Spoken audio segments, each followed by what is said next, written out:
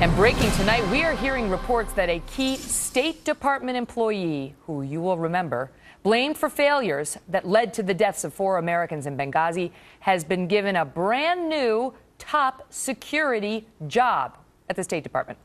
Here's Charlene Lamb. Remember her? In 2012, defending herself at a congressional hearing into this tragedy. Ms. Lamb was in charge of the office that denied extra security to the U.S. ambassador in Libya before the attacks. And she is the one who is now getting a new job within the State Department. Brandon Webb is the journalist reporting on this story. He's a former U.S. Navy SEAL and the editor-in-chief of SOFREP.com, which covers news for the special operations community. Brandon, now we just heard from the State Department a short time ago. On the record, it is saying that these reports of a new job for Ms. Lamb are not true. They say she is undergoing training, which you report, but they wouldn't say more than that. What's your information? Yeah. Well, she's undergoing the regional security officer training, so it's really, the State Department trying to dodge a bullet, and it's really, this new post is really characterized as a reward. Everyone in the Department of State says she's being rewarded for essentially towing the administration's line, and it really sets a bad precedent. I mean, the guys and I that have covered the story on SOFREP.com.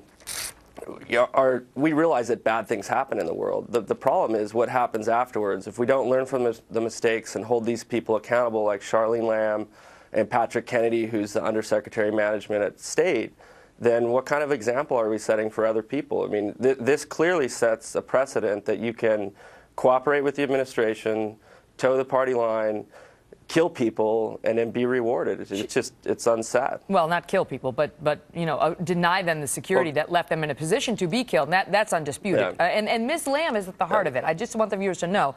Ms. Lamb was cited by the review board that looked into this for the State Department, and she was singled out as somebody who really dropped the ball here in terms of securing that facility and ignoring the repeated begging from those who were over there for more security, correct? Yeah, and we're talking in March of 2012, her office refused the request for 5 additional diplomatic security personnel. So we're not talking a huge amount of personnel and resources here. 5 people that could have made the difference. And you're right. I mean, she wasn't directly responsible, but definitely has blood on her hands as far as I'm concerned. And I lost my best friend in Benghazi, Glenn Doherty.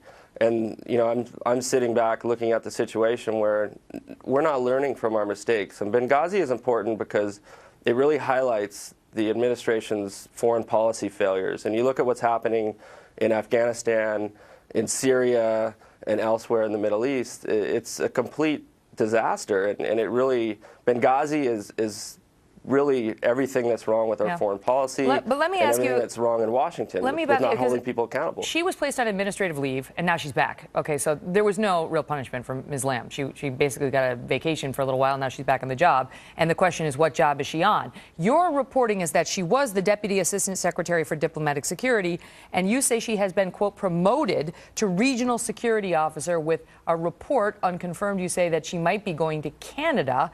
Now, first of all, I know the State Department is denying this tonight, but is that in fact a promotion? If that is true, despite their denials, is that in fact a promotion? It's actually better characterized as a reward. It's technically not a promotion, and we should have been more clear on that in the first part of the story that we broke. But it's really should be characterized as a reward. So here's a person that... Well, but let me just jump in because I have a short time left, because there's also a question about Ms. Lamb and the access that we're going to have to her, because if she's going to Canada, then she's outside of the United States, and there's a question about access in terms of subpoenas. The Senate Intel Committee accused her of being unreceptive to repeated requests regarding security and so on, and said that they were disappointed that she has refused to explain to the committee why certain decisions were made about enhanced security. My next question, I got to make this the last one, is what do you make of this? I mean, the State Department seems to be outright denying this. How sure are you of your reporting?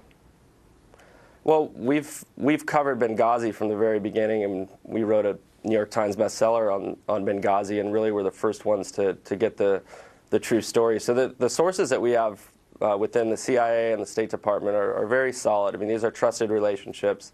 The one thing that makes our site different is our writers are all from the Special Operations and Intel community, and we have those relationships. So, you know, time will tell, but she definitely is in that regional security officer training, and we'll see what happens with her. It's unbelievable. If it's true, Canada. it's unbelievable, because she'd be continuing in a job where she's meant to assure the security and train others in security, the very thing she was accused by the bipartisan committee of having completely blown. Brandon, thank you for being here.